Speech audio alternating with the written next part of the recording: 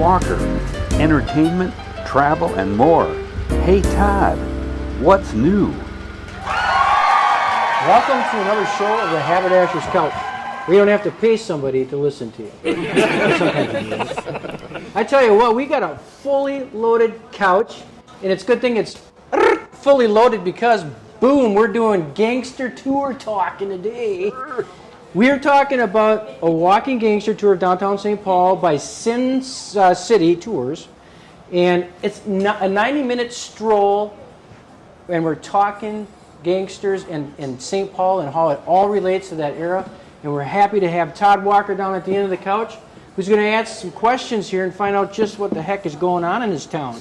So we have Bick and Cynthia. Yep. And Bick and Cynthia have been doing walking tours in this city for many years. So we thought we'd have them on today in order to tell us a little bit about some new twists, some new things that they've been doing. So first of all, why don't you share with us the tours that you currently have, because I know they meet on Saturdays in Rice Park mostly, right? Mm-hmm. And it's $20 per person.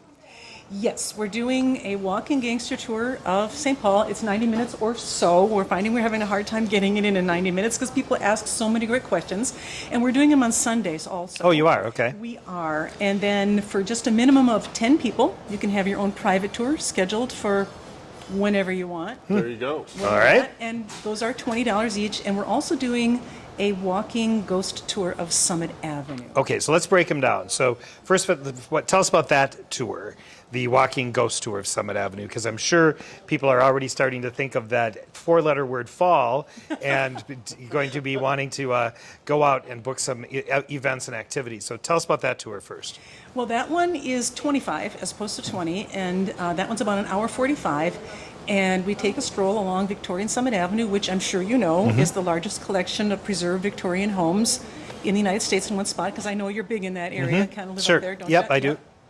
And we talk about various homes. You get a little history of the area. We talk about some stories that are associated with several of the buildings.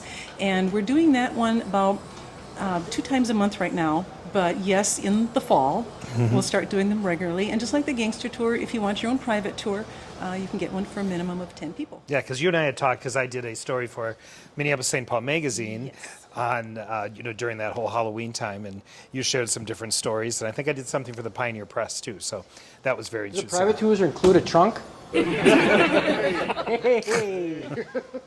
Yeah, and we are a new company. We have been doing tours for over 22 years, the two of us, but the company that we worked for before has gone away due to COVID, unfortunately. And so here we had all these years of knowledge and skill, and so we have written our own tours. It's not the tour we were doing before, but we've done more research, come up with new stories.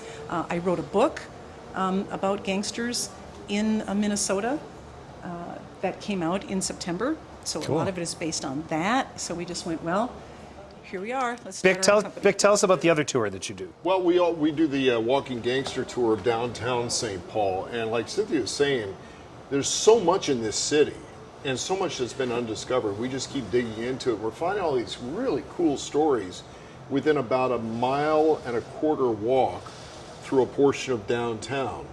And so we talk about some of the big name gangsters that came and why they came here. And we found some really interesting little stuff that was going on that we never realized before, up and down St. Peter's Street and on Wabasha Street.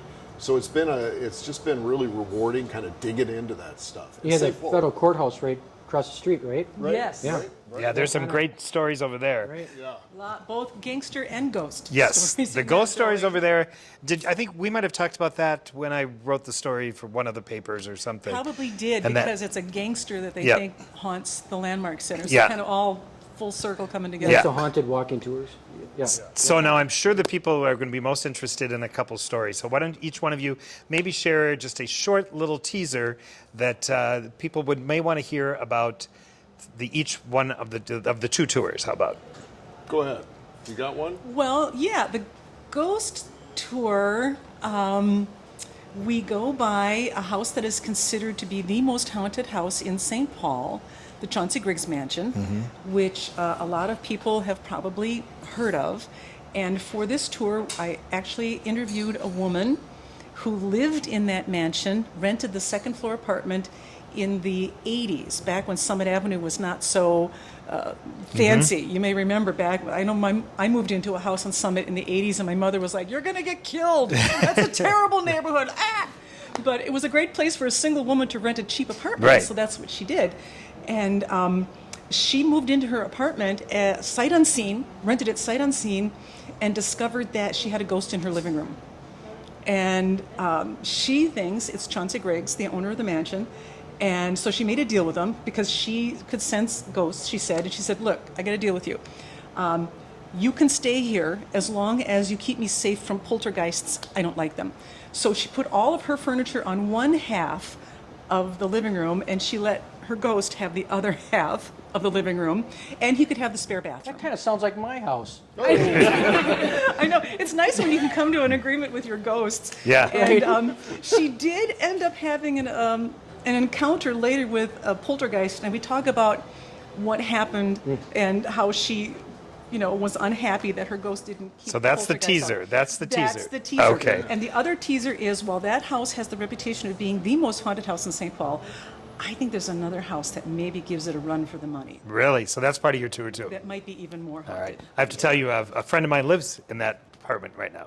Is it on the second floor? Yep. And Yeah. the pictures of what they've done with that, you will not even believe it. it's It's beautiful. stunning. So Yeah, have you have seen to- it too? you have I've to been let in me there know. many times. Mhm. Well, I would like to We'll get be in there, over. and you have to let me know if they have any ghost encounters in She that does. apartment. She does. Yeah. We are talking. Okay. So now you heard it here first. There are going to be new stories that Todd will give me after the tour. He cannot go home until I get to write them down. Okay. All right. Now, do you have a story you'd like to share? Just a real quick one, but I got to involve the Haberdasher on this. Okay. one. I hear somebody's great grandpa may have sold suits to some bad guys. Is this true? Well, I mean, he was in Lower Town. He was in the mix, Yeah.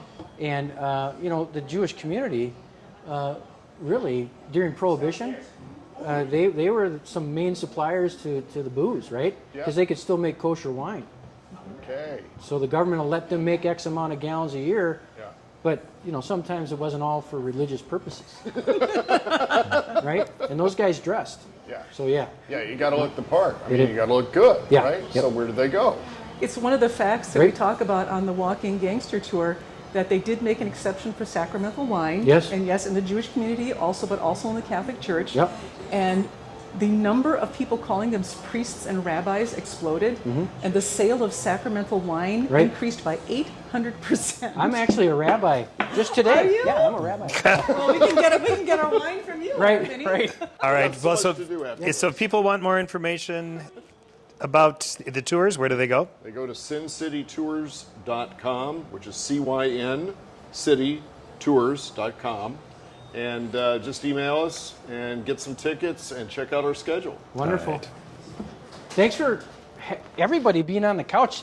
I'm going to have to check the suspension system in that thing, make sure it's holding up. But I appreciate you coming. Tune in next show next week. We'll talk to Todd about what's happening around town. Thank you.